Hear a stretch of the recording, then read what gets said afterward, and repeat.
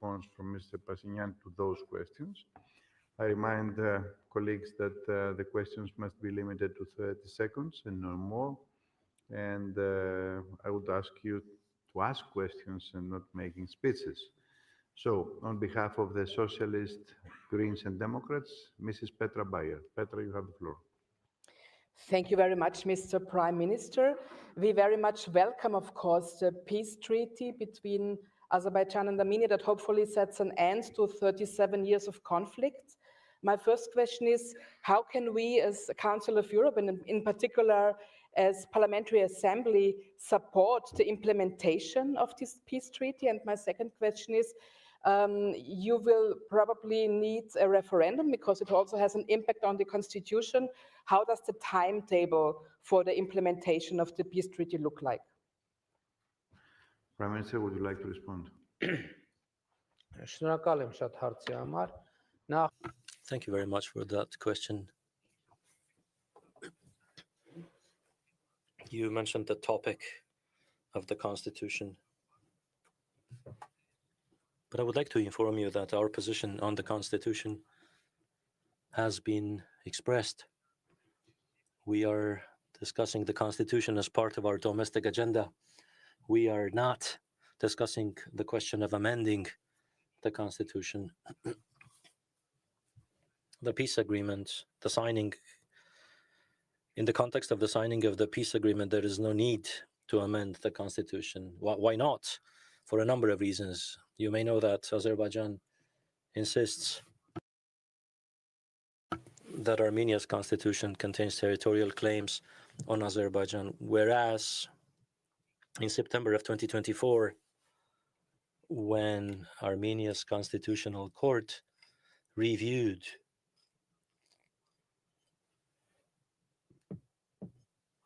the joint regulations or the regulations on joint activities of the border demarcation commissions of Armenia and Azerbaijan, which was, by the way, the first bilateral interstate document between Armenia and Azerbaijan, the Constitutional Court reviewed this question and found that Armenia's constitution contains no territorial claim on any country. How is this related to the regulation of the border demarcation commissions?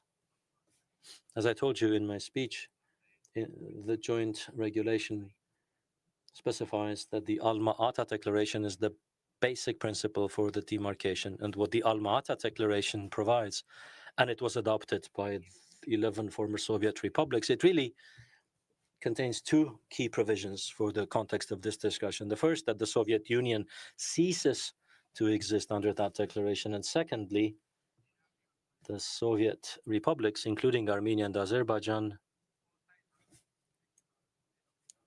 would become sovereign states with their former Soviet republics' territories and recognize each other's territorial integrity, inviolability of borders, and so on.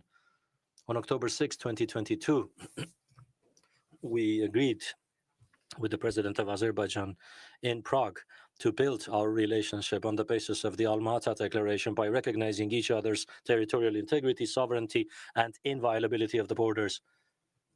Our Constitutional Court found that this agreement in no way contradicts the Constitution of the Republic of Armenia. Moreover, you know that we have now initialed the peace agreement. The text of the peace agreement, too, refers to the Alma-Ata Declaration, in which the parties state that by accepting the fact that the former Soviet socialist republics have become independent states and recognized as such by the international community, the parties recognize each other's territorial integrity, sovereignty, inviolability of the borders, do not have territorial claims on each other, and undertake in the future not to raise such territorial claims. That is in the initialed peace agreement text. The peace agreement contains another provision that none of the parties may invoke its domestic legislation as justifying failure to comply with or to carry out this peace agreement. So on the one hand,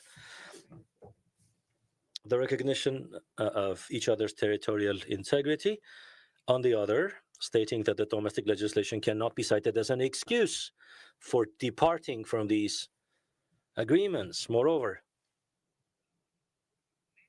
in our current constitution, we have a provision that reads, ratified international treaties are superior legally over domestic legislation. So when we sign the peace agreement under our law, we must send it to our constitutional court for reviewing its compliance with our constitution. If our constitutional court decides that the agreement contradicts the current constitution, I have already declared we will initiate constitutional amendments. If our constitutional court decides that the agreement is in compliance with our current constitution, then there are no obstacles to its ratification in our country's parliament, after which, under our constitution, it will acquire the highest legal force. And therefore, in the context of the peace agreements, there are absolutely no issues related to the constitution. On the other hand, from February 2020 and earlier, we adopted the need to have a new constitution, to adopt a new constitution in Armenia. Why such a need? As I stated in my speech, and the Parliamentary Assembly of the Council of Europe is well aware of the fact of the histories of continuous repetitive rigging of election results in Armenia. But during that process, constitutions were amended and adopted. There were constitutional referenda in the meantime. And Armenia's public perception is that the people never really voted for the constitution. And here, it's not just a political problem in the position of the prime minister as a result of the people's revolution. In the prime minister's position, I quickly came to feel that people trust the revolution, but they love the revolution, but often they do not love as much the state. So I asked the question, what is the reason? Why do our people have, forgive me for the word, some allergy to the legal order established in Armenia? And my analysis showed that the reason is the legal order established in Armenia is not organically linked with the people, because people do not consider that the rules of living in Armenia, which are stated in the constitution, which are enshrined in the constitution or stem from it, people don't consider them to be a legal order established as a result of their decision. So this, so to speak, allergy could, in my opinion, be overcome only by adopting a new constitution where people would freely, democratically express their will and in a vote for the constitution. And by virtue of that fact, the required number of votes freely cast, 50% plus, would create that organic bond between the people and the state's legal order. And forgive me for going into so much detail, but these intricacies are important because there's currently no obstacle whatsoever to the peace process. Quite the contrary. Even if we rely on the presumption that perhaps Azerbaijan has justified concerns, the shortest way to address these concerns is to sign the peace agreement and to go down the path of its ratification. As soon as that treaty is ratified, Armenia and Azerbaijan both will have a legally binding prohibition of reciprocal territorial claims. And under the Constitution, that agreement would acquire supreme legal force, greater legal force than the domestic legislation. Thank you. Thank you, Prime Minister. On behalf of the European People's Party, the leader of the group, Mr. Pablo Hispan. Thank you, President. Mr. Prime Minister, I want to welcome you. I want to congratulate for your speech today. You have addressed us in an open and honest way. We are living in troubled times. The political scenario looks like a roller coaster with ups and downs very fast. We welcome the clear determination of the governments to follow the Armenian government to follow the European path. The visit of Kaja Kallas last June was a very good example of this commitment. I was going to ask you about this path to Europe that you are following with leadership and determination, not looking to the past, but looking to the present and for the future of your country, closing the past and opening a better future. But today is a day of hope for all of us. The plan for the Middle East that was launched yesterday is very important. Now Hamas is who needs to do the next movement. What do you think about it?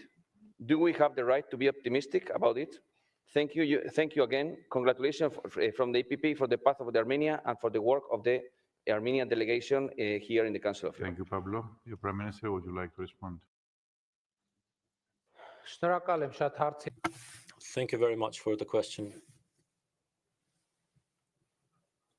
You know that President Trump proposed a plan for peace, and the international community have welcomed this plan. So have we. We are welcoming it.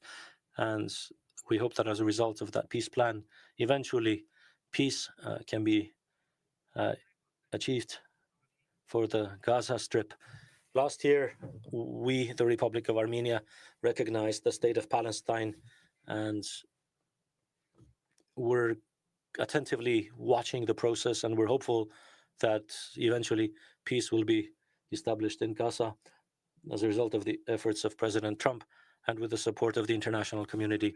Turning now to our policies. As I said already, as a member of the Council of Europe, we feel confident in the ranks of Europe's democracies because we see that we enjoy support. We are well received, and for that we're grateful. I also would like to emphasize that last year, Armenia adopted a law on initiating the process of Armenia's accession to the European Union. The law has now entered into force. Many people ask us, so when will Armenia become a member of the European Union, or how realistic is Armenia's accession in the EU? We say that without complying with the EU standards, it is impossible to be a member state of the European Union. And therefore, under all circumstances, our primary task is to bring the country into compliance with the EU standards. The moment we objectively comply with the EU's standards, from that moment on, there are two options. Either we get admitted into the EU or we don't get admitted. If we get admitted, great. If we don't get admitted, then we will have done something else that is very important. We will be a country fully compliant with the EU's standards, which would considerably fortify our democracy, our independence, and fortify our prosperity. Thank you. Thank you, Prime Minister. On behalf of the European Conservatives, Patriots and Affiliates, Sir Edward Lee.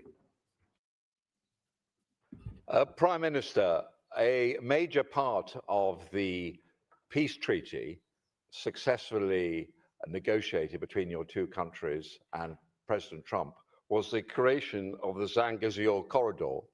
This is a corridor linking Azerbaijan through southern Armenia to Turkey.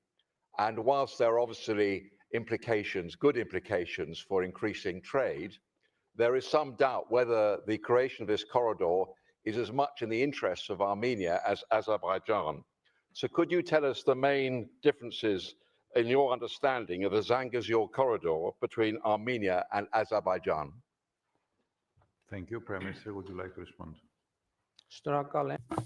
Thank you.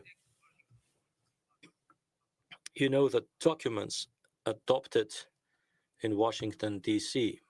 are not too long. The declaration adopted there is just a one-pager with 5 bullet points, 5 paragraphs. And the initial text of the peace treaty is also not voluminous. So I would ask all our partners who are interested in the topic, or more so, are going to speak publicly on this topic, it is absolutely not hard to read that 1+ page of document. What would we find by reading that document? We would find out that the narrative you just used does not exist at all in these documents. Look, I want to emphasize again, you use the term Zangezur Corridor. Where did you get that term? Where did you read that term? Such a term does not exist, never existed. I can assure you will never exist in any agreed upon documents between Armenia and Azerbaijan. And I say, recently I was at the 80th General Assembly where I had to once again address this issue. I say peace requires nurturing. And a very important attribute of nurturing is the use of legitimate language, the agreed upon legitimate language. I spoke at the UN and I noted, and I could say the same about today's speech, that in my speech, there isn't a word, an expression, the origin of which I could not tie to the documents adopted in Washington, D.C. So those who use the term Zangezur Corridor are essentially, and by the way, I also made an appeal to my Azerbaijani counterpart, asking to clarify what he means when he says Zangezur Corridor. Where is that Zangezur Corridor? One would need to point it on the map. If it turns out by saying Zangezur Corridor, they mean any part of Armenia's territory, then no one has the right to put names on Armenia's sovereign territory, names that are not accepted by the Republic of Armenia. It would be a grave violation of the mutually agreed upon sovereignty. I really wonder where you got that term. I really do. Where did you read it? You speak about the Washington agreement, but then you use language that isn't in any of the Washington papers, never was. Moreover, it harms the peace process because it directly breaches the agreements and it lies outside the legitimate vocabulary used. We agreed in Washington, D.C. that communications of the region would be opened in accordance with the principles of territorial integrity, sovereignty, jurisdiction of the states, and the principle of reciprocity. For Armenia, Azerbaijan, Azerbaijan for Armenia, and Azerbaijan for Armenia, and Armenia for Azerbaijan would open these communications, domestic, both ways, mutual, and for international communications. Besides, in the territory of Armenia, there will be the TRIP route. That's Trump route for international peace and prosperity. TRIP route. This paper was also signed by Azerbaijan, by the president of Azerbaijan, and therefore it is my appeal and my expectation that we use only legitimate language. And I expect from our Azerbaijani counterparts to show on the map where they mean, which part they call Zangezur Corridor. If it in any way concerns Armenia's sovereign territory, then I'm sorry to say, no one can decide what names will be in the Republic of Armenia. Only the Republic of Armenia may decide that. Acting contrary to that would amount to a breach of Armenia's sovereignty, which on the highest level has been publicly agreed upon. Words, names, vocabulary, language for the territory of Armenia would only be such as is defined by Armenia's government or parliament or the relevant authorities, or is agreed with the government of Armenia. So allow me to say, I harshly condemn your use of illegitimate language in this reputable room, in this reputable organization. Thank you. Minister, on behalf of the Liberal Democrats Group, Mr. Bertrand Wicks. On behalf of the ID Group, I'd like to wish you a warm welcome, Prime Minister. I visited your country 2 years ago, a few months after the fall of Nagorno-Karabakh. I saw the distress and both dignity of refugees, but also saw that everything your country has been doing to improve their integration in society. Above and beyond the peace process that you mentioned, can you tell us whether the question of the refugees of Nagorno-Karabakh has been mentioned, in particular with regard to compensation for property, and what's happening with regard to cultural heritage? Is it in danger, and is there a risk of it being destroyed? Thank you. Prime Minister, would you like to respond? Շնորհակալ եմ հարցի համար։ Thank you for the question.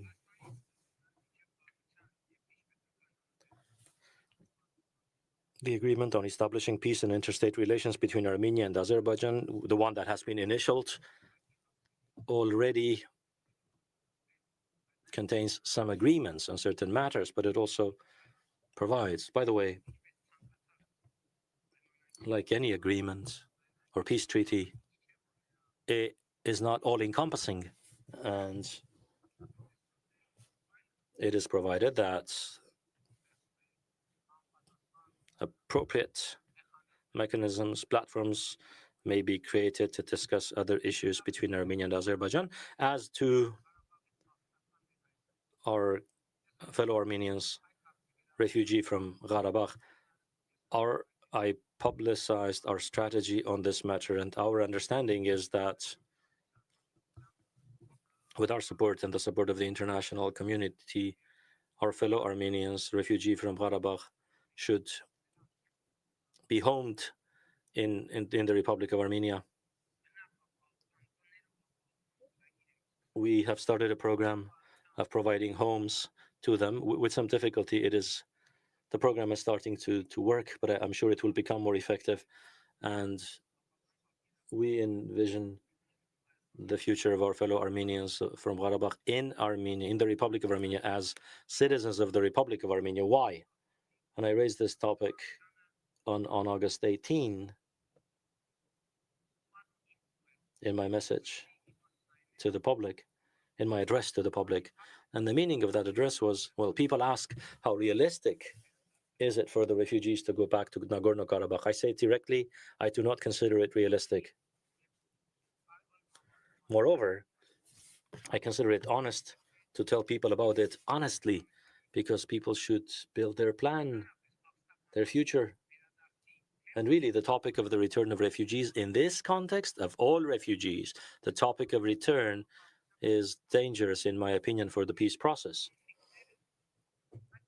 Because conflicts, including the Karabakh conflict, began from what seemed to be simple humanitarian questions and escalated into the protracted conflict we all know.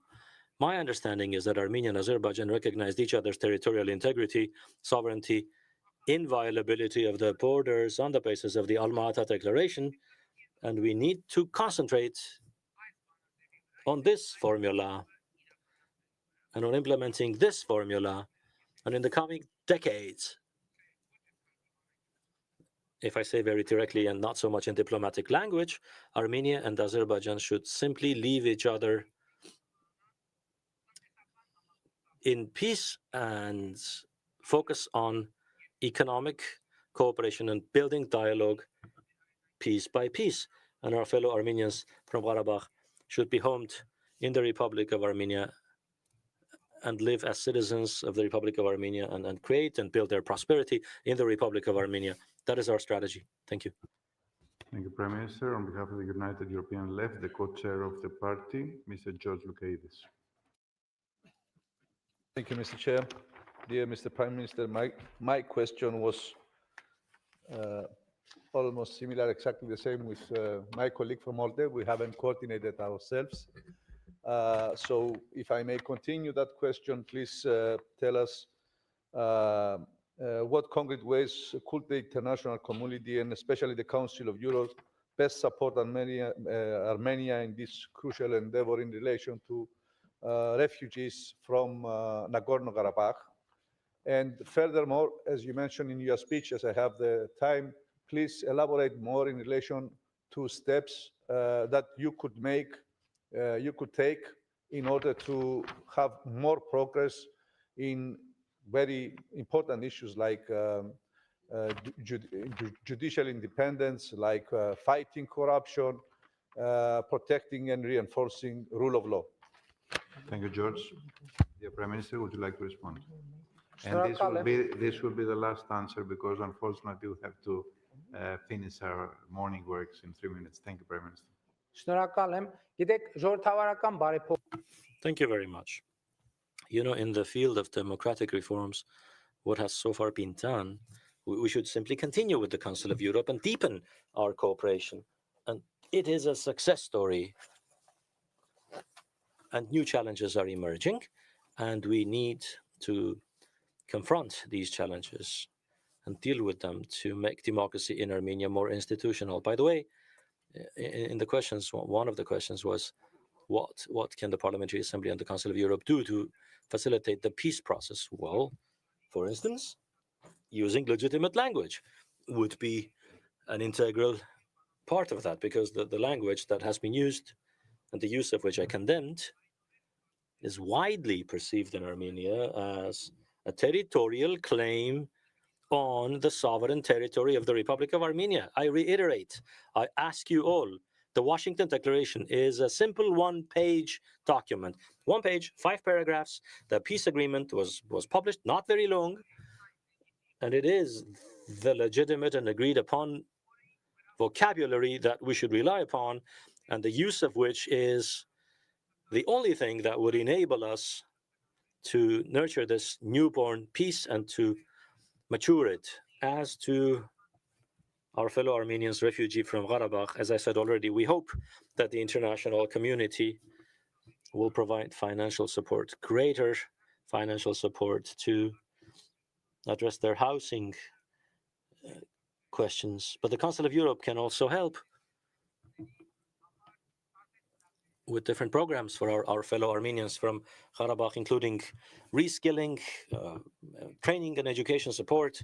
And I think that this is an important area, so that in Armenia's evolving labor market, they find their place more quickly. Of course, the government of Armenia is implementing such programs. By the way, in the near future, our government is going to organize a workshop or a conference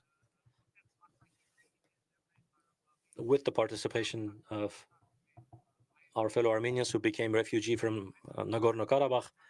And during that conference, we will try to hear firsthand from them their impressions of the programs implemented so far, and also some medium-term and long-term initiatives that we would like to agree upon with them or get involved them as much as possible in the elaboration of the substance of these programs. And it is my final answer, distinguished President of the Assembly, distinguished Secretary General, Excellencies, distinguished members of Parliament. I want to once again thank you for this opportunity and convey my respect to the Council of Europe and all of its institutions, and thank you for your support to Armenia's democracy all this time. Thank you. Thank you, dear Prime Minister, for being with us today.